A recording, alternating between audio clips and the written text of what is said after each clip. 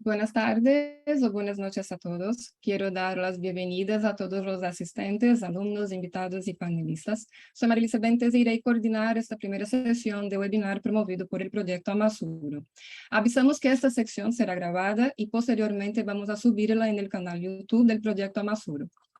Desde luego, quiero dar las gracias a las doctoras Laura Glank y Renata García por la invitación a participar de este evento. Es de verdad un honor tener la oportunidad de debatir temas tan importantes como las cuestiones de género y política criminal en América Latina. Así que sois todos muy bienvenidos. A principio vamos a pasar un video para que podáis conocer un poco más sobre el proyecto Amasuro y enseguida daremos continuidad a nuestras actividades. Por favor, el video, si posible.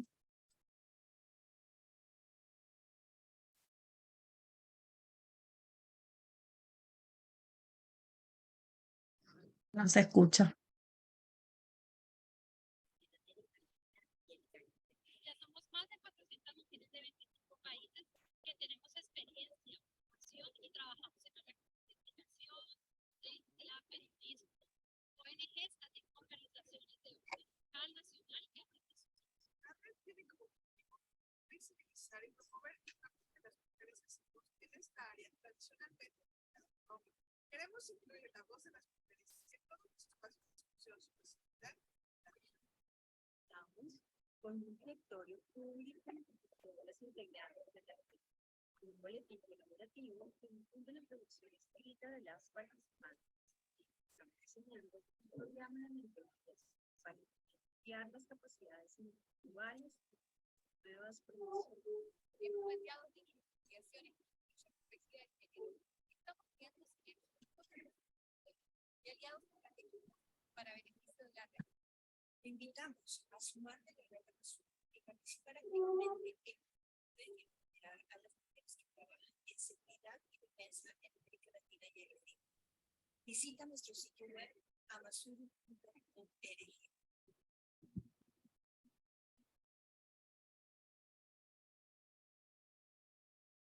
Muchas gracias. El objetivo de este webinar es fomentar la discusión sobre la política criminal y organizaciones criminales en Latinoamérica desde una perspectiva de género. Para ello, el webinar se divide en dos momentos distintos. El encuentro de hoy, investigadores de diferentes países debatirán sobre las diferentes conceptualizaciones sobre seguridad, organizaciones criminales y roles de mujeres en las estructuras criminales. Esta sesión tiene por título Género, roles en organizaciones criminales y teorías de seguridad en América Latina. Tenemos algunos avisos que se entregará certificado de asistencia a los participantes de las dos sesiones de esta serie, pero es importante que estéis atentos porque habrá un formulario que hay que rellenarlo siempre que aparezca en el chat, entonces va a aparecer varias veces y hay que rellenarlo para tener el derecho al certificado. Las preguntas podrán ser realizadas a través del chat. Únicamente debéis indicar a quién o quiénes está dirigida la pregunta. Si el tiempo lo permite, serán respondidas. Si el tiempo queda muy justo, haremos llegar todas sus preguntas a los panelistas y ellos responderán a través de video, el cual va a ser subido a nuestro canal de YouTube junto a la grabación de esta sesión.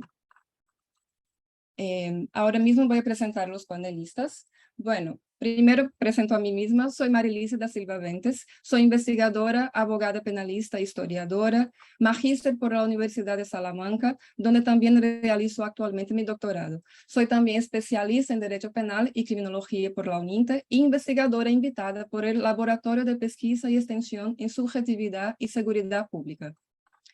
Presento ahora a la panelista Laura Glank. Es doctora PhD y magíster, ambos en Ideología y Análisis del Discurso por la Universidad de Essex, Inglaterra, donde a su vez realizó una estancia como investigadora visitante. Licenciada en Ciencias Antropológicas por la Universidad de Buenos Aires y diplomada en Género y Gestión Institucional por la Universidad de la Defensa Nacional. Se especializa en temas de género, seguridad y justicia. Laura ha dictado clases de grado y posgrado, así como también brindado capacitaciones para docentes universitarios y funcionarios públicos, tanto en la Argentina como en Inglaterra. Ha trabajado como consultora con foco en seguridad, género y cárceles para ONGs, organismos locales y agencias regionales. Desde 2014 hasta 2022, ha trabajado como investigadora adjunta en el Instituto Universitario de Gendarmería Nacional, donde también se desempeñó como secretaria de posgrado, investigación y educación permanente y secretaría académica. Ha publicado diversos artículos en revistas nacionales e internacionales. Actualmente trabaja como investigadora en fundar en la docencia. Presento también a la doctora Carolina Sampo, es profesora visitante en el Centro de Estudios Latinoamericanos y Caribeños de la Universidad de Maryland, investigadora adjunta del CONICET Argentina, consultora para organizaciones internacionales como OEA, 1DC, y la Iniciativa Global contra el Crimen Organizado. Carolina es doctora en Ciencias Sociales, magíster en Estudios Internacionales y licenciada en Ciencia Política, autora de una veintena de artículos científicos y co-compiladora de dos libros colectivos. Corina Giacomello es licenciada en Estudios del Desarrollo por la University of East Anglia, Reino Unido, maestra y doctora en Estudios Latinoamericanos por la Universidad Nacional Autónoma de México. Desde 2017 es profesora investigadora del Instituto de Investigaciones Jurídicas de la Universidad Autónoma de Chiapas, México, y consultora nacional e internacional en materia de género y acceso a la justicia, sistema penitenciario, políticas de drogas, adolescentes en conflicto con la ley y derechos de la niñez. Sobre estos temas ha publicado numerosos libros y artículos en México y en el extranjero. Presento también a Nelson Gómez, es doctor en psicología, profesor del Departamento de Ciencias Jurídicas y vicecoordinador de programa de posgrado en Derechos Humanos, Ciudadanía y Políticas Públicas de la Universidad Federal de Paraíba, en Brasil. Es coordinador del Laboratorio de Investigación y Extensión en Subjetividad y Seguridad Pública, LAPSUS. Sois muy bienvenidos. Bueno, la dinámica del conversatorio es la siguiente. Voy a realizar unas preguntas y vosotros tenéis 3 minutos para contestar cada una. Podemos empezar por la doctora Laura. ¿Sí?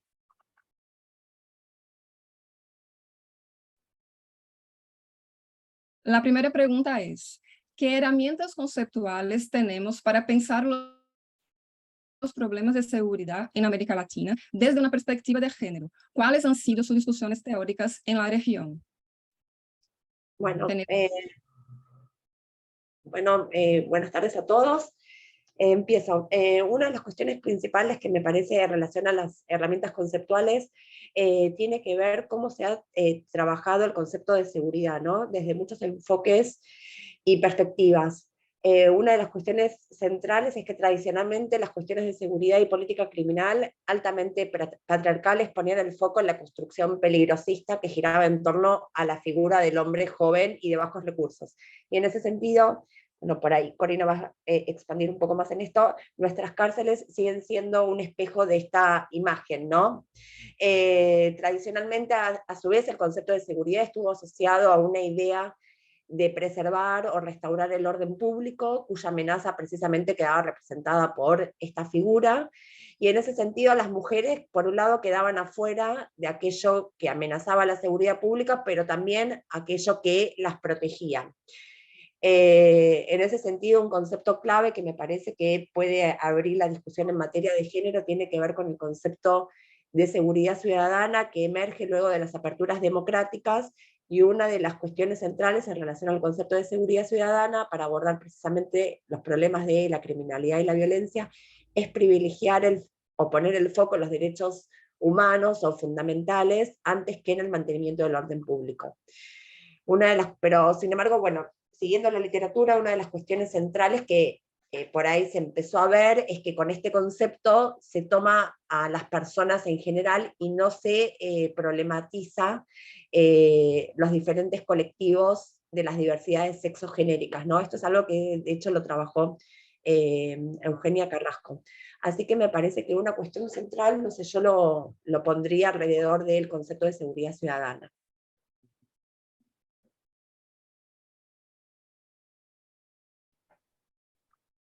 No sé si alguien más quiere. Sí, gracias, Laura. Gracias por el aporte, coincido, diría, casi plenamente con lo que vos decías, y me permito agregar que de alguna manera la irrupción del rol de las mujeres en todo lo que tiene que ver con discusiones en torno a la seguridad aparece con la Agenda de Mujeres, Paz y Seguridad, ¿no? Con la incorporación de la idea de mujeres, paz y seguridad.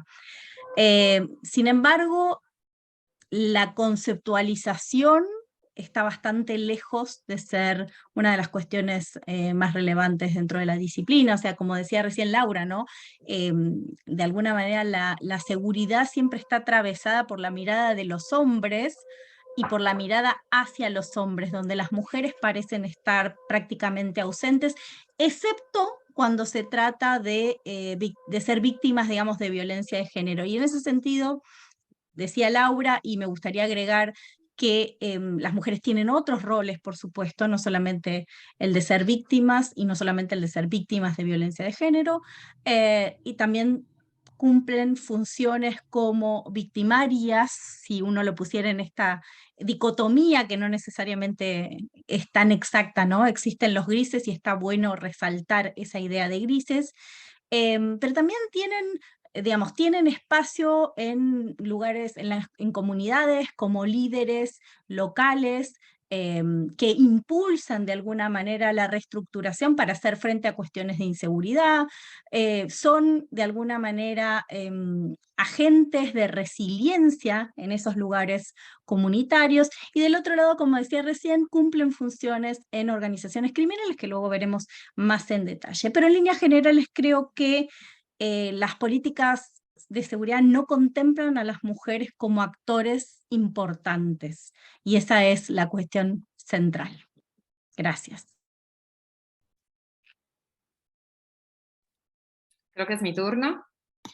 Bueno, Sí. buenas tardes. Me voy a autorrubar unos segundos porque no puedo no agradecer la invitación y la emoción de compartir el espacio con colegas, algunas nuevas, otras conocidas, y también de estar con Nelson y con Renata después de unos años nuevamente en el mismo evento. Bueno, yo voy a contestar desde un lugar muy específico, que es la investigación empírica con mujeres privadas de la libertad, principalmente por delitos de drogas o por involucramiento en otras actividades del crimen organizado, particularmente el sicariato. Lo digo para aclarar, ¿no? Porque es un tema muy amplio y no es tan fácil dar respuestas reductivas en poco tiempo. Desde ese lugar, creo que una aportación enorme para generar conceptos que se vinculan a prácticas y a incidencia en políticas públicas en el tema de mujeres privadas de la libertad, si bien los primeros esfuerzos para visibilizar a esta población vienen desde la criminología feminista, finalmente en América Latina y el Caribe toma visibilidad gracias al involucramiento también de la sociedad civil y de organismos internacionales. Por lo tanto, la parte de conceptualización va acompañada de un trabajo de activismo, de visibilización, en el cual participan también mujeres privadas o exprivadas de la libertad. Entonces, creo que un primer acercamiento es justo ver cómo se va gestando esta conceptualización, ¿no? Y que esta sincronía o este apoyo, ese acompañamiento de sociedad civil, academia, mujeres privadas de la libertad y organizaciones internacionales genera conocimiento, pero genera también propuestas. Creo que para poder ver a las mujeres que se involucran en el crimen organizado, algunos conceptos imprescindibles son el de violencia de género contra las mujeres, siendo una del telón de fondo de las historias de vida de estas mujeres, que empieza desde la niñez. El tema, por supuesto, de feminización de la pobreza también, que las convierte en víctimas fáciles del crimen organizado. La economía de los cuidados, un escenario que también se ha agudizado posteriormente a la pandemia, ¿no? Con la mayor salida de las mujeres del mercado laboral y un incremento en las labores de cuidado.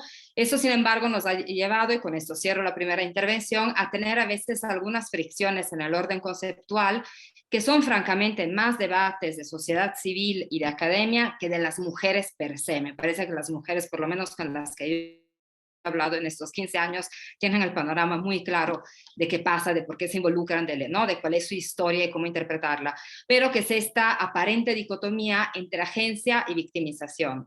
La agencia de las mujeres existe, es real, hay una participación activa y la agencia tiene que formar parte del bagaje conceptual, pero por otro lado, en contextos de victimización de género, en sociedades profundamente desiguales y donde la seguridad es una herramienta fácil para seguir manteniendo las desigualdades, reprimiendo a ciertos grupos específicos, generalmente invisibilizando al género. Pero creo que desde las experiencias mismas de las mujeres, esta dicotomía conceptual se supera y se puede, digamos, generar nuevas conceptualizaciones que tomen en cuenta tanto la agencia como la victimización. Gracias.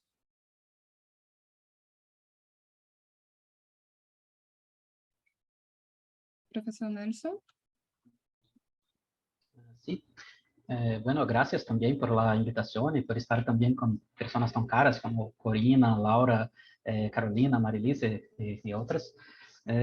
Inicio hablando que la falta de la seguridad pública en América Latina nos parece también muchísimo actual y relevante, sobre todo por ser constantemente presentada como un problema crónico de nuestra región. Son muchos los problemas que han sido debatidos por organizaciones, gobiernos e investigadores como la violencia urbana, los conflictos en el campo, hiperencarcelamiento, la violencia policial, racismo, las prácticas de tortura, el excesivo número de muertes por armas de fuego y principalmente problemas conectados al tráfico de drogas y delitos correlatos. Es acerca de este último tópico que, junto al Laboratorio de Investigación y Extensión en Subjetividad y Seguridad Pública de la Universidad Federal de Paraíba, en Brasil, hemos dedicado mayor atención académica y profesional a la cuestión de la seguridad en América Latina. Para nosotros, el tema de la interseccionalidad se ha mostrado como una herramienta de análisis teórica fundamental, sobre todo por ampliar los análisis sobre las cuestiones de raza, clase y género asociadas a la política criminal latinoamericana. En ese sentido, nuestras investigaciones desde una perspectiva de género nos han ayudado a comprender muchas cosas acerca de las relaciones entre la llamada guerra a las drogas y sus impactos sobre las mujeres, los altos números de encarcelamiento femenino por crímenes de drogas, así como aspectos relacionados a la inserción y actuación de mujeres en el tráfico de drogas en diferentes países de América Latina, como México, Costa Rica, Uruguay y Brasil, obviamente. Hemos desarrollado aún investigaciones sobre muertes de mujeres a partir de las relaciones con el tráfico.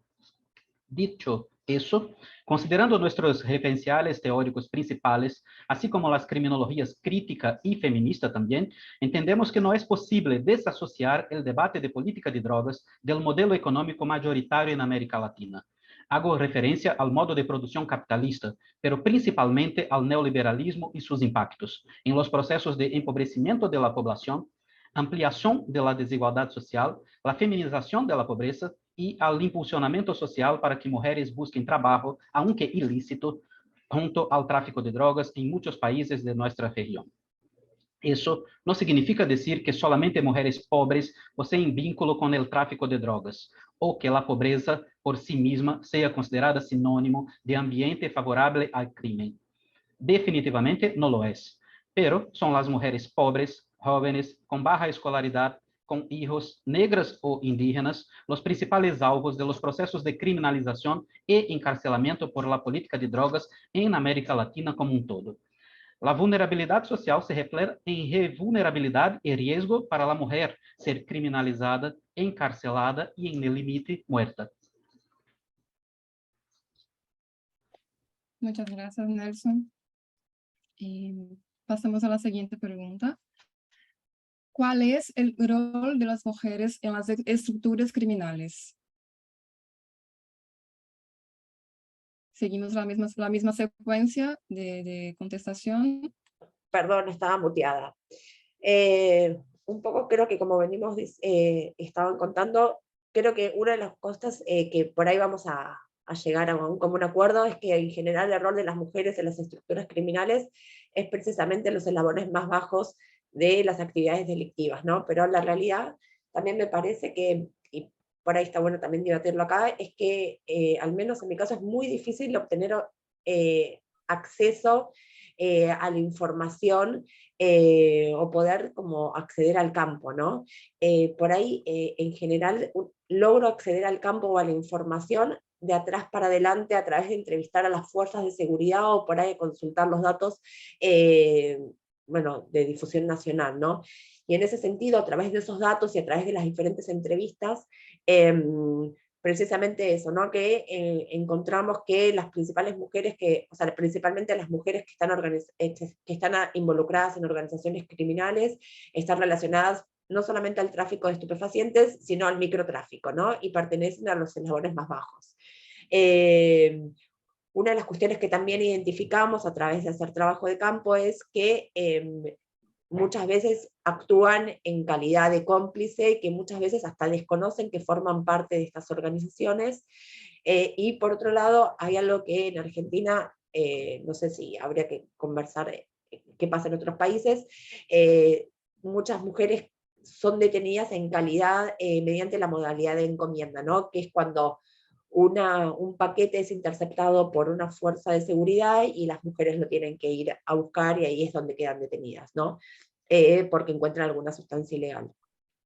Esas son principalmente los roles que acá fuimos identificando, y otra de las cuestiones que también estamos trabajando, pero esto es solamente una hipótesis, es que podemos ver que las mujeres en las zonas fronterizas se vinculan más con las actividades delictivas en calidad de mulas, y esto es algo como muy puntual y específico, mientras que en las ciudades hay una mayor comercialización, y esto hace una parte rutinaria y de la vida cotidiana de aquellas mujeres, ¿no? Pero me parece importante decir que, si bien estos son los datos que obtuve, me parece que también, como planteaba Carolina y como decían el resto de los compañeros en el panel, es algo que hay que debatirlo, y me parece que es algo que requiere como mucha investigación constantemente, porque también es algo que va cambiando, precisamente porque dentro de la información y de la bibliografía académica tampoco hay mucha información, precisamente porque es una bibliografía que está íntimamente asociada con una criminología también de hegemonía patriarcal. No sé si más o menos contesté. Si quiere pasar, Caro, le doy la palabra. Paso, gracias, Lau. Básicamente dos cosas. La primera, que me llama mucho la atención y no puedo evitar decirlo, si miran la lista de participantes, son todas mujeres. En la audiencia no hay ni un solo hombre. Un dato que no es menor, me parece. Y la otra cuestión es si están interesados en el rol específicamente de las mujeres en el crimen organizado en América Latina. Hace poquitos días, en las 24 horas sobre crimen organizado, hicimos una mesa con otras colegas que trabajan sobre la región, sobre todo en México, y es muy interesante esto que contaba Lau recién de las dificultades metodológicas, por ejemplo, de acceso al campo. Y en eso yo coincido plenamente. Y a veces el ir a entrevistar, por ejemplo, a las fuerzas de seguridad, o no solo a las fuerzas de seguridad, sino también a procuradores, a la justicia y demás, hace que uno mire la realidad con cierto sesgo, ¿no? Con un sesgo más fuerte. Y siempre teniendo en cuenta esto que Phil Alum y Anna Mitchell mencionan en su último libro, que es que las mujeres son una nota a pie de página en los estudios de los hombres, de alguna manera. Y me parece que es tan gráfica la imagen, que realmente explica qué es lo que estamos viviendo y por qué es importante seguir investigando qué es lo que pasa con el rol de las mujeres en el crimen organizado. Sin duda hay una parte muy importante, no solo de mujeres, también de hombres, que forman parte de esta pirámide, de esta base de la pirámide, como mencionaba Laura, que los expone, que dejan claro que son fungibles y que en muchos casos no saben que están a merced de organizaciones criminales. Pero también hay mujeres en mandos medios y en mandos altos. Por supuesto, como en el caso de los hombres, no son lo más común, pero existen. Y se han visto recientemente en algunas manifestaciones del crimen organizado en particular. Primero, en lo que tiene que ver con la trata de personas, específicamente con fines de explotación sexual. Desde hace muchos años, las mujeres son las que se encargan sobre todo de la captación de víctimas, del traslado de víctimas, y no solamente de cuidarlas en los espacios de explotación. Ahí se da una cosa muy complicada, que es cómo estando en el rol de víctima se puede de alguna manera ascender y intentar alcanzar la libertad generando la misma violencia que se sufrió hacia otras mujeres. Y luego también en esa misma cadena de alguna manera de explotación las mujeres tienen un papel más importante. Y de acuerdo a lo que he estado yo personalmente trabajando últimamente y sobre todo explotando estos silencios que también son explotados por las organizaciones criminales. Las organizaciones criminales, estoy segura, sacan partido del hecho de que las políticas de seguridad no tomen en cuenta el papel de las mujeres, que las fuerzas de seguridad, los agentes vinculados a la justicia, a la procuraduría, no consideran, en muchos casos, no quiere decir que en todos, pero en muchos casos a las mujeres como actores criminales. La otra manifestación donde tienen un rol muy importante, aparentemente, por lo menos en el caso de México, y se ha visto en otros casos también, es en el lavado de dinero, donde es casi en silencio que tienen un papel muy importante, y no son mujeres de clase baja, todo lo contrario, ¿no? Son mujeres más bien acomodadas, que utilizan sus propios recursos, su imagen, su cuenta bancaria, para mover dinero sin llamar la atención. Después, y entiendo que Corina va a hablar un poco más de esto y no me quiero meter en su campo, pero por supuesto que hay mujeres que se encargan de tareas que tienen que ver con el sicariato, y esto es importante entenderlo, ¿no? Que las mujeres son capaces de ejercer violencia de la misma manera que los hombres son capaces de ejercer violencia. Corina, te dejo porque si no sigo. Muchas gracias. Bueno, nuevamente acotar, digamos, yo he hecho principalmente trabajo de campo en prisión. Entonces, lo que tenemos en prisión, por lo menos en México, un país con 96% de impunidad, poco siempre digo, realmente aquí no sabemos quién comete delitos o qué delitos se cometen cuando entramos a la cárcel. Tenemos a la población que se capturó. Y la población capturada comparte justamente muchos de los perfiles ya descritos por Nelson. También México es un país con muchísima variedad por su enormidad también geográfica. Entonces, en estados más del norte encontraremos tal vez a más mujeres involucradas o criminalizadas por delincuencia organizada. En el estado de Chiapas, donde se ubica mi universidad, simplemente si nos vamos a una cárcel encontraremos principalmente a mujeres indígenas que no hablan español y que están por transporte de marihuana con penas mínimas de 10 años. Nos vamos a una cárcel que está 2 horas y encontramos más a sicarias, a traficantes, a mujeres que están criminalizadas por homicidio. Entonces, hay muchísima variedad, pero sí tendería a decir, como ya lo dijo Nelson, en razón de políticas de drogas, si bien también ahí el escenario ha cambiado un poco, pero se siguen criminalizando principalmente a sujetas menores del tráfico, mujeres que introducen drogas a centros de reclusión, mujeres que las transportan a nivel internacional o dentro del territorio nacional. Generalmente, ese por lo menos es el caso de mis entrevistas, conscientes de lo que están haciendo y de las repercusiones penales, pero en en 3 situaciones principales, o bien con la necesidad de alimentar a sus hijas e hijos, tal cual, y por lo tanto aceptando el riesgo. En segundo lugar, por un involucramiento más de tipo sentimental o familiar, y con cierta garantía de impunidad prometida por quienes las involucran en el traslado de sustancias. Y la tercera, como parte de digamos, una suerte de ambiente, ¿no? En el que se han formado y donde tanto a nivel familiar como comunitario, ese es el tipo de actividades en el cual se desenvuelven y que por lo tanto siguen perpetrando.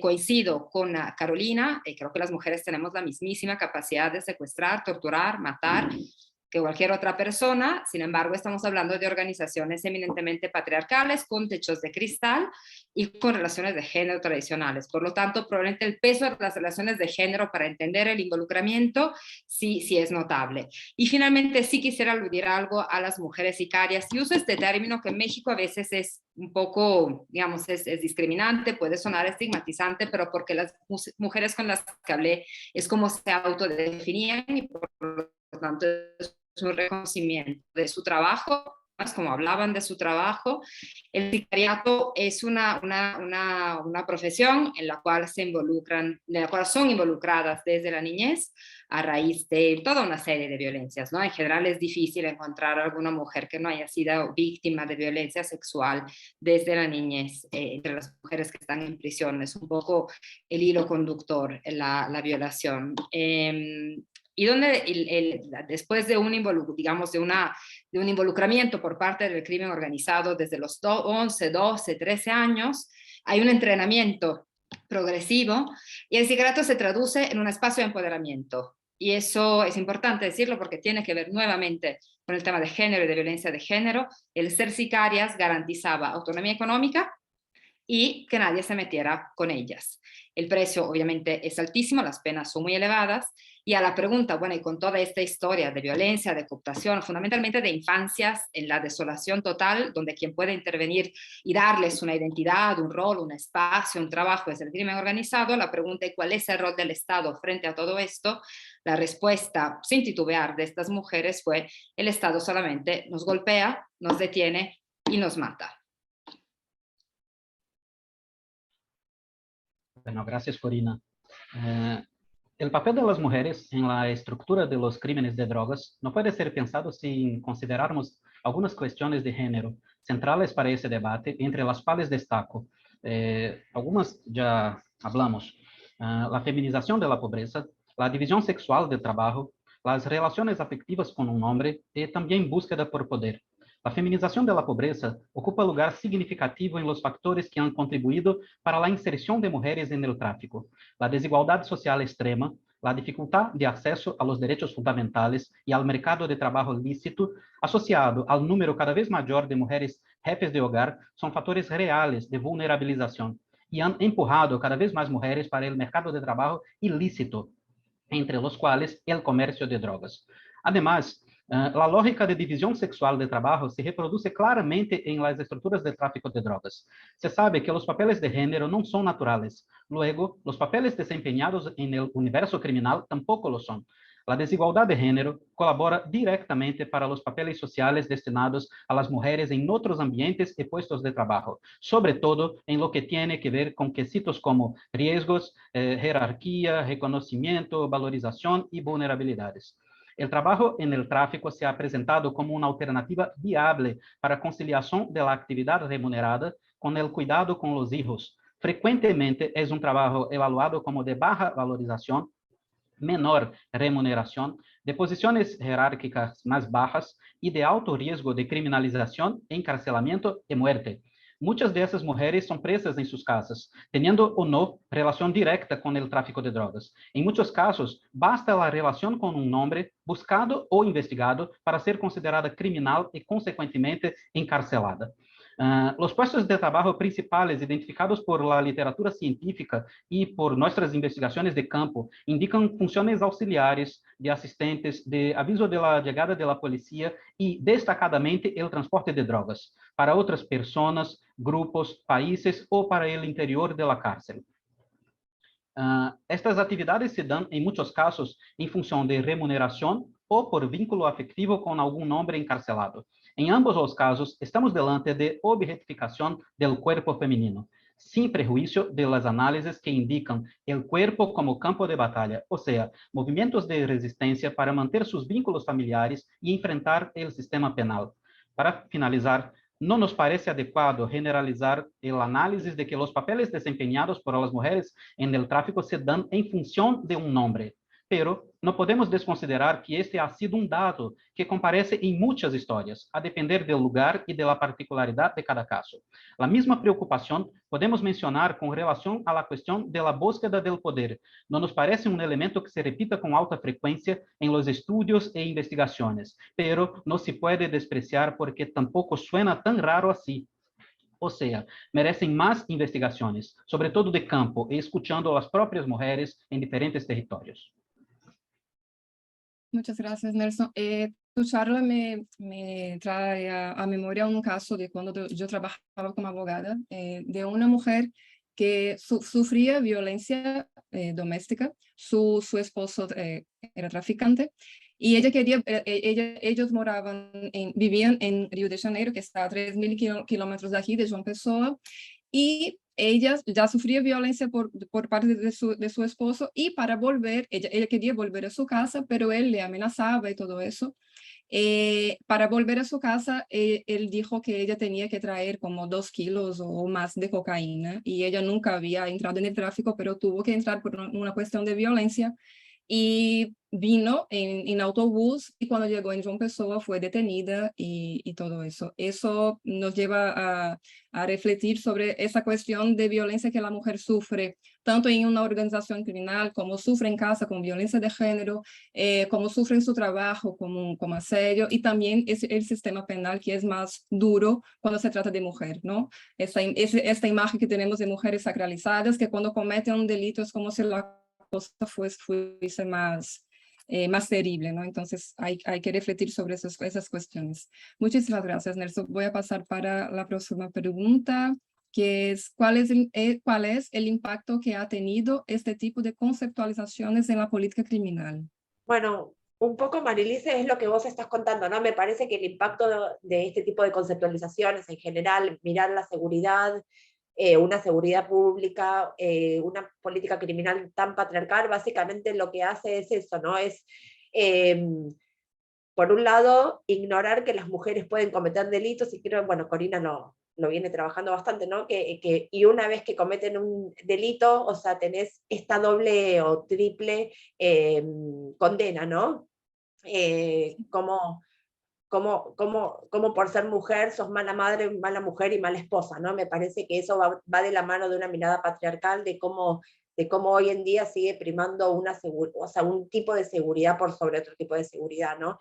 Y acá también me parece que esto hace que también en un punto haga que haya muy pocos datos, y que haya muy pocos datos a veces también está relacionado con que lo que no se registra no existe, y que no se registre no significa que no hay un problema, sino que ese problema está precisamente invisibilizado, me parece, ¿no? Y creo que ese es un punto central.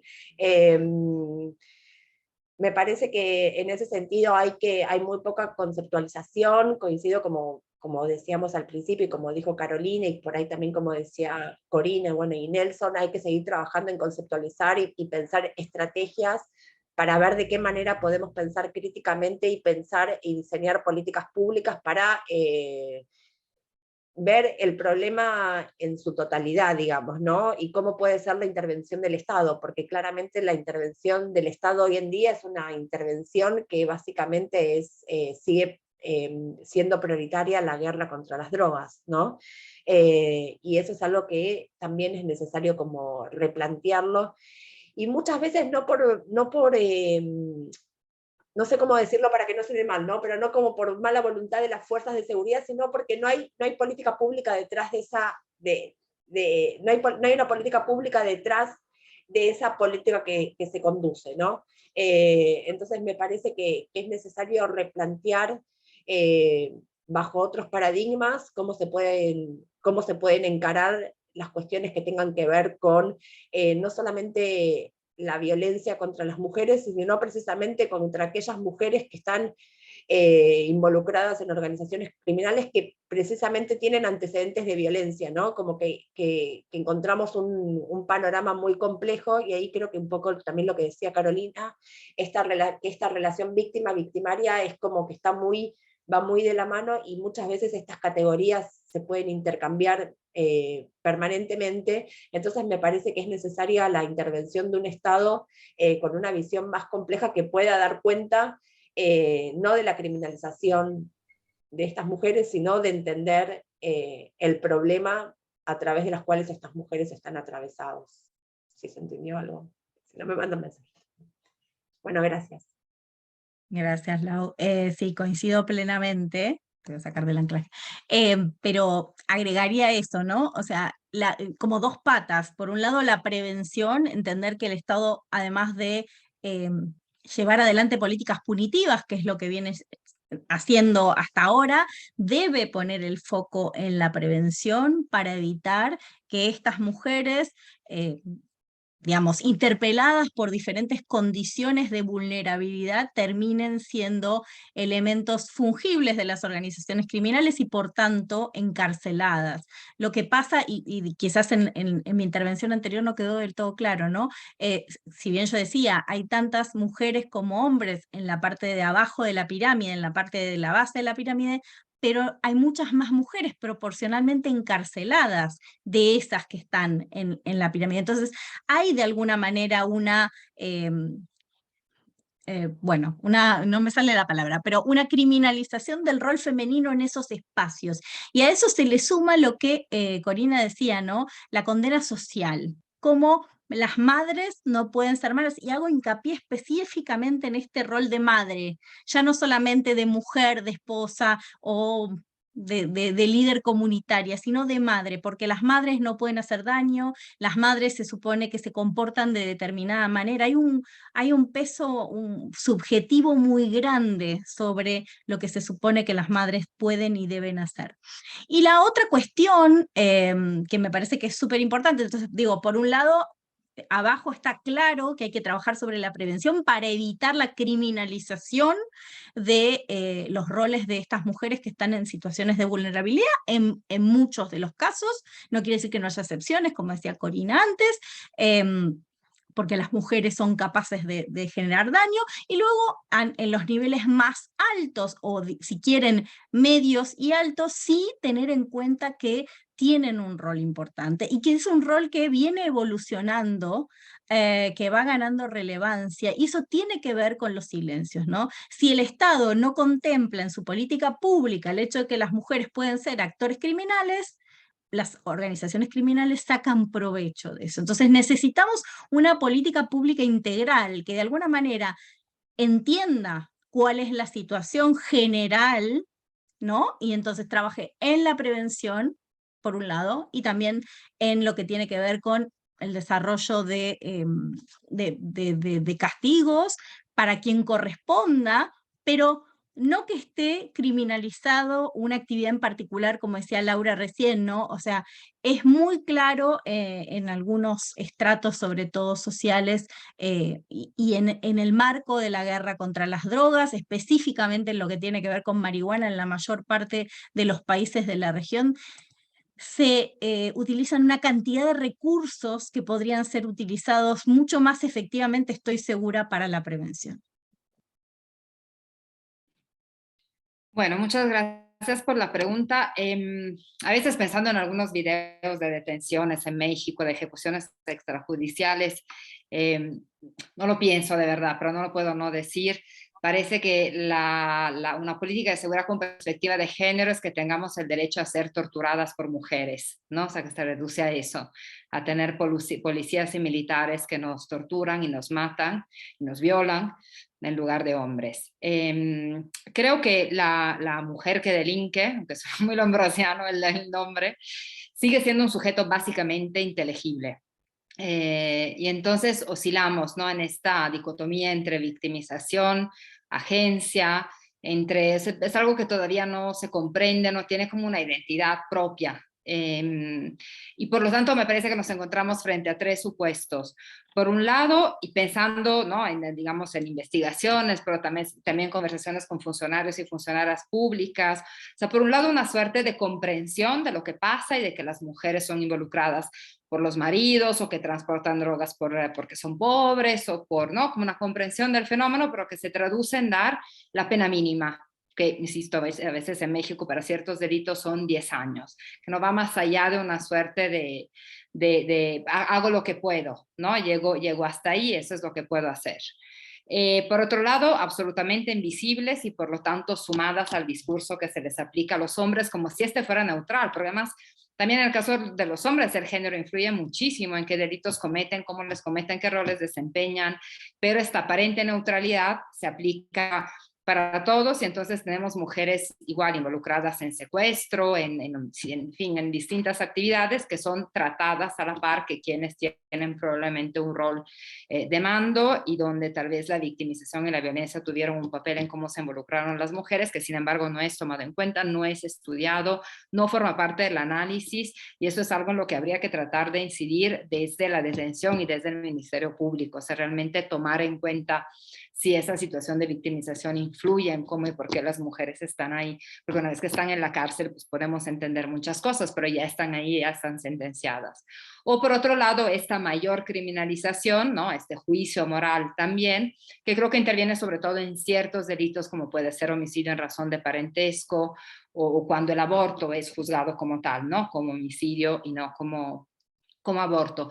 Como en cuanto a drogas, me parece que por lo menos en América Latina sí se ha generado un diálogo con sociedad civil, con organismos internacionales, que hay una suerte de conciencia del problema.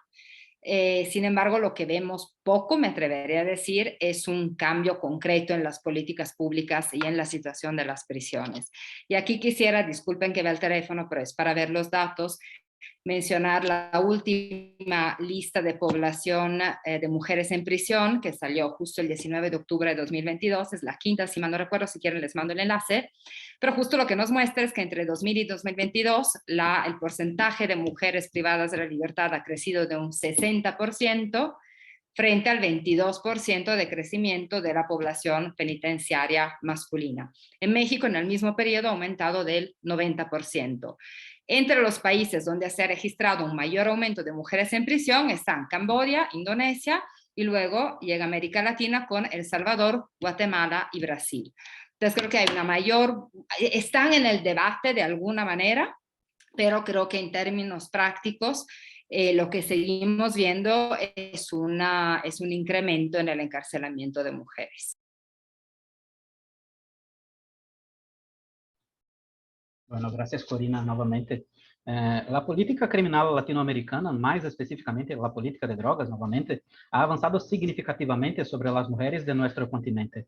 Para las mujeres que se atreven a romper con el papel de género socialmente determinado a ellas, el sistema penal actúa fuertemente, encarcelándolas cada vez más y contradictoriamente no logrando reducir las tasas de violencia y criminalidad en la región. El sistema penal opera activamente en la lógica clasista, racista y de discriminación de género. Los procesos de invisibilización social son reproducidos por el sistema penal que insiste en no observar las cuestiones de género al mismo tiempo en que reproduce una serie de violencias sociales perpetradas contra las mujeres. En ese sentido, estamos de acuerdo con la idea de triple sentenciamiento, como nos dije Corina siempre, uno, por razón de la manutención y reproducción de las relaciones de poder desiguales entre hombres y mujeres. Dos, por razón de la aplicación de penas desproporcionadas entre hombres y mujeres que cometen el mismo crimen. Y tres, por razón de la punición formal e informal que ocurre dentro de los muros de la cárcel. En Brasil, por ejemplo, hemos observado una pequeña disminución de mujeres presas en cárceles físicas, gracias a una alteración legal que posibilita el direccionamiento de mujeres, madres de niños pequeños, para la prisión domiciliaria. Por supuesto, es mejor que la prisión tradicional, pero aún así es una prisión llena de violencias y contradicciones inherentes a cualquier cárcel. Tenemos un desafío ético, político e intelectual: investigar y discutir las nuevas maneras de vigilancia y cárcel y sus impactos sobre la subjetividad humana, sobre todo en las mujeres. Nuestro papel, en cuanto investigadores e investigadoras, es un papel técnico, pero también es un papel político, de fomento al cambio social. Mas, más que simplesmente conocernos la realidad y explicarla, nos interesa la transformación, la superación de procesos de opresión en búsqueda de una sociedad justa, igualitaria y libre. En las palabras del filósofo Gilles Deleuze, nuestras teorías son como cajas de herramientas. Es necesario que sirvan, que provoquen, que causen incómodos y que traigan subsidios para la elaboración de nuevas políticas públicas, sobre todo en el ámbito criminal y en la defensa de los derechos humanos. Muchísimas gracias, Nelson. Cuando la profesora Laura habló de la cuestión del Estado, de que el Estado es omiso y no implementa políticas públicas y tal, observamos la corresponsabilidad que tiene el Estado con esa situación. Y podemos hablar de la paradoja del Estado social y democrático de derecho que tenemos, un Estado constitucional que tiene por base el principio de la dignidad de la persona, pero que no es un Estado que interviene positivamente en garantizar el mínimo de una vida digna, ¿no? De lo contrario, tenemos un Estado violento que implementa una política criminal de exclusión, ¿no? Un Estado penal que como habló la profesora Corina, golpea, detiene y mata, sobre todo, estamos hablando de la cuestión de las mujeres, de los más vulnerables. Y bueno, quiero dar las gracias a todos y vamos a ver si hay preguntas en el chat, pero si no, si queréis aún hacer una puntuación o agregar algún pensamiento más, aún tenemos tiempo. Yo quería agregar una cuestión que me parece importante, que si bien la intervención estatal es muy polémica y me parece que obviamente necesita un análisis puntual, al menos en el caso de Argentina, creo que actualmente vivimos en democracia y eso no debe ser subestimado, me parece, ¿no? Que es muy distinto que por ahí en otros momentos dictatoriales, entonces me parece que sí han habido avances en materia de seguridad, obviamente queda mucho camino por recorrer y en ese sentido sí las mujeres son las más afectadas, por así decirlo, pero también me parece que es importante mencionar esto, ¿no? Que creo que no voy a entrar en una discusión entre las políticas entre los diferentes países, pero me parece que es importante también como enfatizar esta cuestión.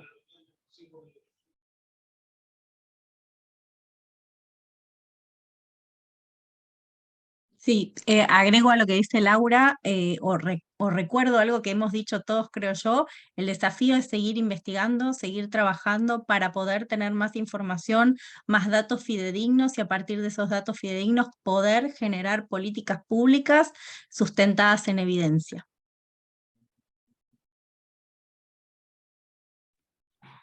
Sí, tal vez hacer eco de algo que dijo Nelson, nuestro compromiso desde la academia como un compromiso ético y político, donde me parece, sobre todo en temas relacionados con mujeres, siempre hay que trabajar como en un doble nivel, ¿no? Por un lado, pensar en qué propuestas concretas de respuesta se pueden hacer, como de apoyo técnico en términos legislativos, de políticas de seguridad, de sentencias y demás, pero también siempre teniendo muy en vista las estructuras patriarcales que sustentan estas políticas y por lo tanto siempre tener estas reflexiones, como lo dice la académica australiana Bucky, de reflexión profunda de género. O sea, en fin, tratar que nuestros trabajos no sirvan para reproducir muchas veces de manera inconsciente las estructuras que las sustentan.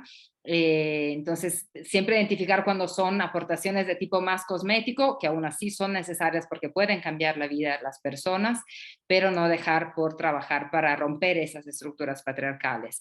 En ese sentido, creo que también es importante convocar a quienes trabajan desde el enfoque de mujeres víctimas, porque finalmente hay un continuum entre las historias de las mujeres víctimas tal cual y quienes caen en esta categoría más de victimarias, que es el tema de la violencia de género y también de superar un poco la brecha etaria, ¿no? Ninguna de estas historias empieza cumplidos los 18 años.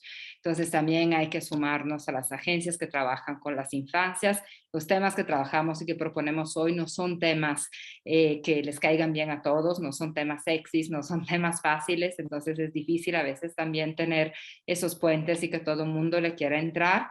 Pero, en fin, creo que se trata también siempre de ampliar nuestras miradas y las alianzas, tanto en la parte académica como en la parte de incidencia política. Gracias. Muchísimas gracias. Bueno, no hay preguntas en el chat. Queremos invitar a vosotros a la próxima sesión, que será el 8 de noviembre y tiene por título Género, Política Criminal y Encarcelamiento en América Latina. Panoramas locales para pensar cuestiones continentales. Y también los invitamos a seguir a Masur a través de las redes. Es todo. Muchísimas gracias y hasta la próxima sesión. Muchas gracias a todos y a todas. Hasta luego. Gracias. Hasta luego. Feliz tarde. Gracias, chao. Hasta Gracias luego. también.